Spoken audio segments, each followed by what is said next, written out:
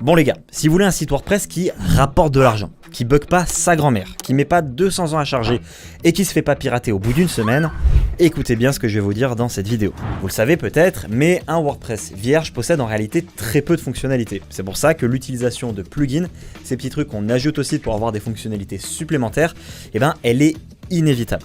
Mais le plus problématique, c'est que WordPress à la base est très mal optimisé. Voire pour être honnête, en fait pas optimisé du tout.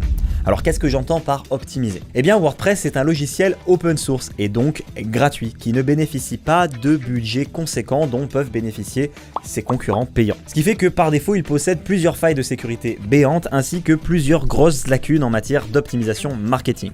En gros, si vous ne faites rien, votre site sera lent, voire très lent, impossible à trouver sur Google, désagréable à utiliser, donc les gens risquent de se barrer rapidement, et facilement piratable, donc vous pourriez tout perdre du jour au lendemain. Mais attention, ça ne veut pas dire que WordPress est un mauvais outil. WordPress c'est un outil excellent, mais son principe c'est qu'il nous laisse gérer ces choses-là par nous-mêmes. Sachez-le, mais en face vous avez plein d'autres plateformes de création de sites comme Wix par exemple, qui ont des lacunes similaires, mais que vous ne pouvez pas corriger avec des plugins. Dans notre cas ici, on peut parfaitement les corriger. C'est juste que WordPress nous dit je vous donne la base, ensuite vous démerdez, vous gérez comme vous l'entendez par la suite. Et c'est justement pour toutes ces raisons qu'il existe certains plugins que vous devez absolument installer sur votre site. Et dans cette vidéo, je vais vous expliquer lesquels et pourquoi chacun d'entre eux est indispensable. Et à la fin de cette vidéo, je vous parlerai d'ailleurs de quelque chose qui pourra vraiment vous être utile. Alors, le premier plugin à installer impérativement s'appelle WPS Hide Login.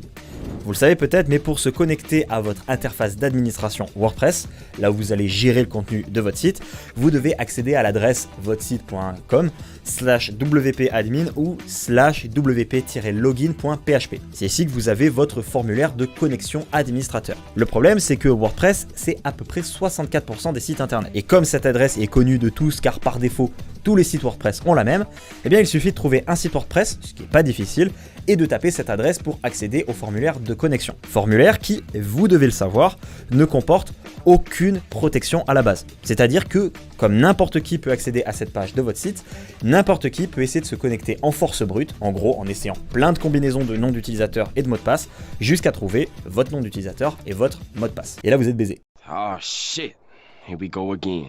En plus, comme la plupart des administrateurs ont comme identifiant administrateur ou admin, il reste plus que le mot de passe à trouver, ce qui fait que c'est encore plus simple pour les pirates de vous défoncer. Alors bien sûr, ils font pas ça à la main, mais avec des robots. Du coup, c'est pas si complexe pour eux que ça peut vous paraître. Et du coup, même si les pirates ne trouvent pas votre mot de passe, étant donné qu'ils utilisent des robots pour essayer plein de mots de passe le plus rapidement possible, ça peut lourdement surcharger votre serveur et ralentir votre site, voire même le faire planter. Vous devez le savoir, mais des milliers de sites se font pirater à cause de ça chaque année. C'est pour cette raison que vous devez absolument changer l'adresse de connexion à votre site. Et c'est justement à ça que sert WPS Hide Login. Grâce à ce plugin, vous allez choisir quelle sera l'adresse pour accéder au formulaire de connexion en tant qu'administrateur. Ainsi, les pirates auront bien plus de mal à le trouver et vous ajouterez une couche de protection à votre site. Et en plus, c'est gratuit, alors ça serait vraiment dommage de s'en priver. Et petit conseil bonus, n'utilisez jamais l'identifiant admin ou administrateur et ses traductions dans d'autres langues. Et évitez aussi les mots humains dans votre mot de passe, car il existe un type d'attaque qu'on appelle les attaques par dictionnaire qui consiste à tester plein de combinaisons de mots du dictionnaire en priorité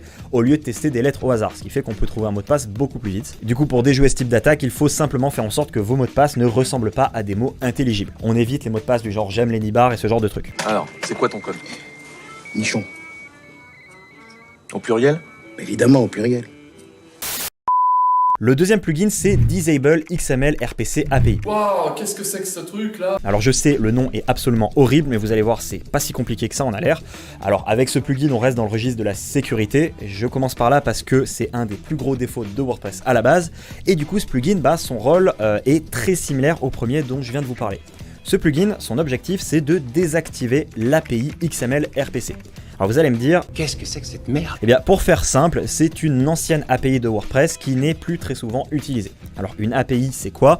Eh bien c'est simplement une interface, une prise USB virtuelle si vous préférez, qui va vous permettre de faire communiquer deux outils entre eux. Ici tout un tas d'outils avec WordPress. L'API XML RPC, elle est par exemple utilisée par l'application pour smartphone WooCommerce pour se connecter à votre site, pour consulter vos commandes, gérer vos stocks, etc. Le gros problème il vient du fonctionnement de cette API. Pour se connecter à votre site et échanger des données avec lui, elle ne le fait pas comme les nouvelles API qui utilisent un système de clés de chiffrement qui est beaucoup plus sécurisé.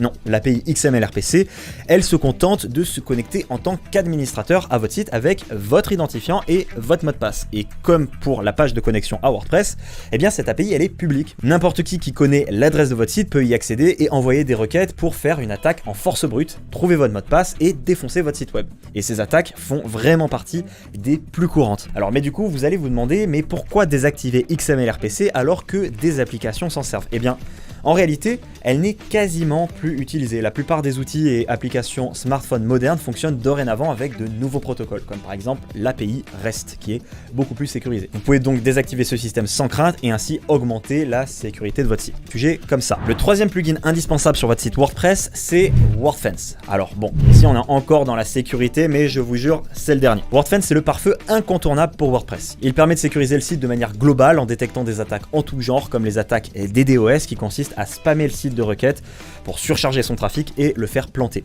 WordFence fait aussi en sorte de bloquer les adresses IP qui ont un comportement suspect, il bloque aussi les bots malveillants et il bloque aussi les utilisateurs qui se trompent de mot de passe trop de fois, ce qui rajoute encore une couche de protection à votre formulaire de connexion supplémentaire. Il permet également de surveiller le trafic de votre site web et même de bloquer complètement certains pays, ce qui dans certains cas peut être assez pratique. Bon, là il n'y a pas à chier, c'est un plugin de sécurité que vous devez impérativement avoir sur votre site WordPress. Et en plus de ça, la version gratuite est amplement suffisante. Mais attention, WordFence a un petit défaut. Sur certaines pages, le plus souvent la page d'accueil, il va automatiquement, dans certains cas, ajouter un petit paramètre comme ça dans l'URL. Alors, quand vous utilisez WordFence, pensez à désindexer les pages contenant un paramètre comme celui-ci, car vous allez niquer votre référencement sur Google. Et si jamais je vous parle chinois, sachez que je vous montre exactement faire dans un instant lorsqu'on parle du 5e plugin, parce que c'est en lien, et je vous rassure, c'est extrêmement simple, ça prend exactement 2 minutes à faire. Mais avant ça, je dois vous parler d'un autre plugin carrément indispensable si vous voulez pas que votre site se charge aussi vite qu'une octogénaire qui traverse la route. Les plugins de mise en cache. Parce que oui, c'est très important. Je le dis à chaque vidéo sur la création de site web, mais si votre site est trop lent, les gens se barrent et vous perdez du fric. Beaucoup de fric. Potentiellement 53% si chaque page met en moyenne 3 secondes à charger. Alors vous devez le savoir, il existe un paquet de plugins pour optimiser votre temps de chargement et avoir un site qui se charge plus vite que vous ne clignez des yeux. Enfin, ça dépend desquels, parce que WP Rocket c'est de la merde, Jetpack c'est de la merde, WP Fastest Cache c'est de la merde, en plus ils sont prétentieux avec leur nom à la con, et Auto Optimize c'est pas terrible non plus parce que c'est pas très complet. Vous l'avez compris, la plupart d'entre eux ne sont pas ouf. Pour vous la faire courte, il n'y a que 2 plugins qui en valent vraiment la peine. W3 Total Cache, si vous hébergez votre site chez OVH, Yonos et autres hébergeurs qui utilisent des serveurs Apache ou NGINX. Bref, si pour vous c'est du charabia, en gros, si vous êtes chez un de ces hébergeurs ici.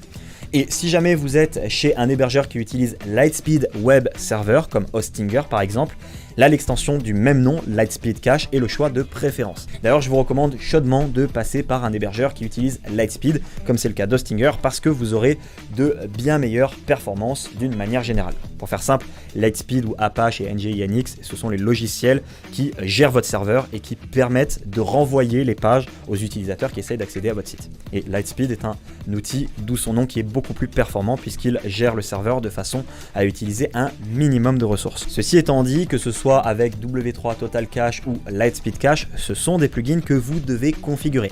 Et là, ça peut demander pas mal de compétences techniques et de recherche. À vrai dire, quand on parle de création de site web, l'optimisation des performances, c'est sans doute le sujet le plus technique. Et encore, là, je vous passe tout le jargon technique sur le sujet. Alors bien sûr, tout est très bien documenté, mais même moi qui apprends très vite et qui en plus avait déjà de très bonnes bases à l'époque, il m'a fallu quelques semaines pour maîtriser ce domaine. Et pour tout vous dire, je rencontre très souvent des responsables techniques qui ne parviennent pas à maîtriser complètement cet aspect.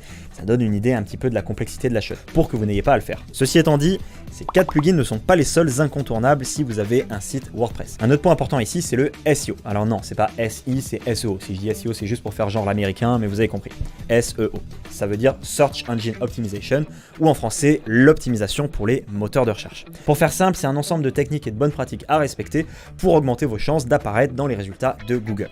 Alors on va pas entrer dans les détails ici, car c'est un vaste sujet, dont je ferai peut-être une vidéo si jamais vous vous abonnez à la chaîne, mais lorsqu'on veut optimiser son SEO sur WordPress, il y a un plugin vraiment incontournable, Yoast SEO.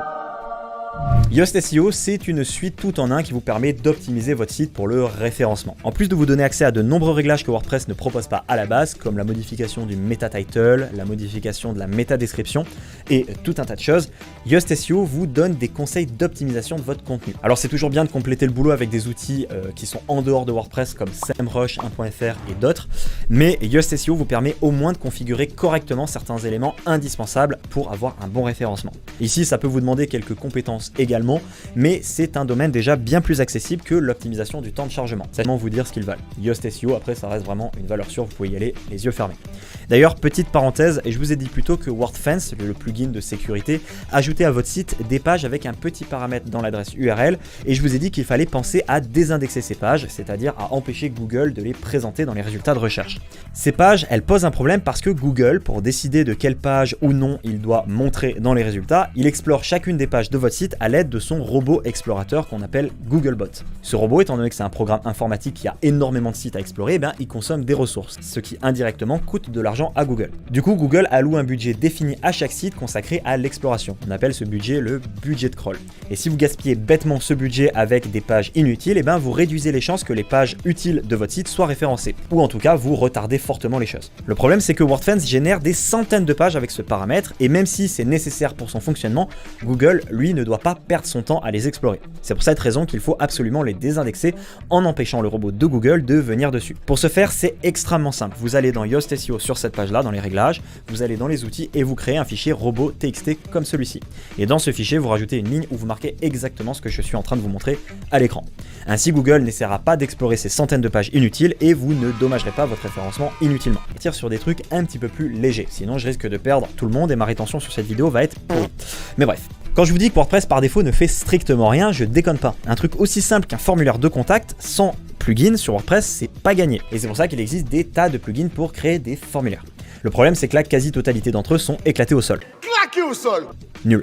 Mais vraiment. Désolé, je suis franc, mais après tout, c'est ma chaîne, alors je dis ce que je veux. Mais bref, que ce soit Contact Forms, WP Forms et toutes ces merdes qui sont pourtant bien populaires, je peux vous dire qu'elles en valent pas la peine. Parmi tous ceux que je connais, il y en a que deux qui sont vraiment très puissants. Formidable Forms et Gravity Forms. Ce sont des plugins assez similaires, quoique Gravity Forms soit un petit peu supérieur. Que vous souhaitiez créer des formulaires basiques comme des formulaires de contact ou des formulaires de capture d'email ou bien des formulaires avancés comme des calculateurs ou des quiz, ces deux plugins vous donneront tous les outils dont vous avez besoin. Pour ma part, j'utilise le plus souvent Gravity Forms un petit peu par habitude, même s'il s'agit d'un plugin payant qui ne propose pas de version gratuite.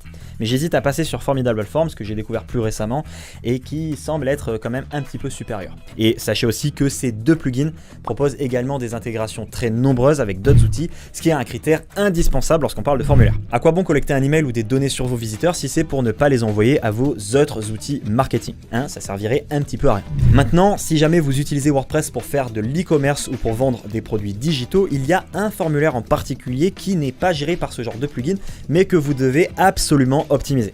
En effet, il s'agit du formulaire de paiement. Sur WordPress, lorsqu'on veut vendre en ligne, le plugin qu'on utilise le plus souvent s'appelle WooCommerce. C'est tout simplement le plugin qui va ajouter à WordPress toutes les fonctionnalités nécessaires pour faire du e-commerce, à l'instar de toutes les plateformes spécialisées comme Shopify, etc. Le problème, c'est que le formulaire de paiement de WooCommerce par défaut, il est très mal optimisé pour la conversion. La conversion, c'est le fait de transformer vos visiteurs en clients. Et le formulaire de paiement par défaut de WooCommerce, il est très mal fichu. Il y a trop de champs qui sont pas utiles, tous les champs sont sur la même page, de quoi bien donner la flemme à vos visiteurs de le remplir, un visuel pas très attractif et en plus de ça, un formulaire qui parfois dépasse très loin sur la page. Bref, si vous ne voulez pas perdre des clients bêtement, ce formulaire a besoin d'une petite couche de CRO.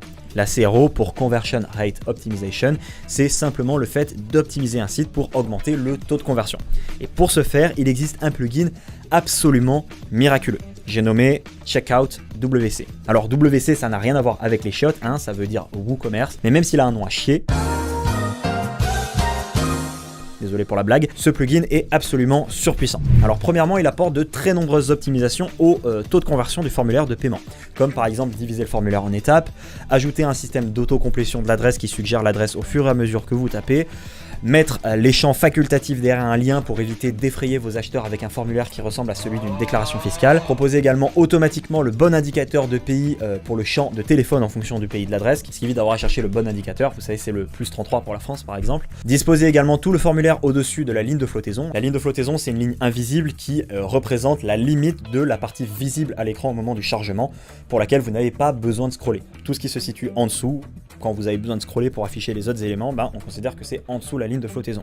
Et par principe, ce qui est visible au-dessus sera vu par plus d'utilisateurs, puisque c'est visible dès le chargement. Mais bref, vous avez toutes ces optimisations et pas mal d'autres optimisations comme celle-là. Fonctionnalités pour doper vos ventes, comme par exemple la récupération des paniers abandonnés ou encore la possibilité de proposer un order bump, en gros un produit en promo au moment du paiement pour augmenter la valeur de votre panier moyen. Le panier moyen étant la valeur moyenne que vos clients dépensent pour chaque commande sur votre site, et encore bien d'autres optimisations comme celle-ci, mais la vidéo commence à être longue et du coup j'ai pas le temps de toutes les citer. Alors je vous préviens, la plupart des plugins dont on a parlé dans cette vidéo sont gratuits ou au moins en freemium, c'est-à-dire avec au minimum une version gratuite et des versions payantes. Celui-ci par contre il coûte littéralement la peau des couilles.